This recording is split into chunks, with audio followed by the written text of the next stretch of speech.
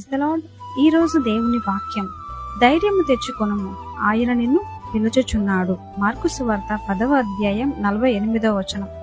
ప్రతి ఒక్కరిని దేవుడు ఒక ప్రత్యేకమైన ఉద్దేశంతో పుట్టిస్తారు. అలానే వారి జీవితాలలో జరిగే కార్యాలు కూడా ప్రత్యేకంగా ఉంటాయి. మరి ప్రభు ఎంతో మంది రోగులను ఎన్నో రకాలుగా స్వస్థపరిచారు. స్వస్థపరిచే దేవుడు ఒకరే అయినా స్వస్థపరిచే విధానాలు అనేక రకాలుగా ఉంటాయి. కనుక ఈ గుడ్డివానికి ఎక్కడ ఆయన వైపు చూడకుండా దాటిపోతాడో అనే భయం వలన కేకలు వేస్తూ అరుస్తున్నాడు. అప్పుడు ప్రభు పిలిచాడు, స్వస్థపరిచాడు. కాబట్టి నీవు ఎలాంటి భయంతో ఉన్నావో, ఎలాంటి కార్యం కొరకు చూస్తూ ఉన్నావో ధైర్యము తెచ్చుకో. ఆయన నిన్ను పిలుచుచున్నాడు, అనగా నిన్ను జ్ఞాపకం చేసుకుంటున్నాడు. నీ పట్ల కార్యము చేస్తాడు. ఆమేన్.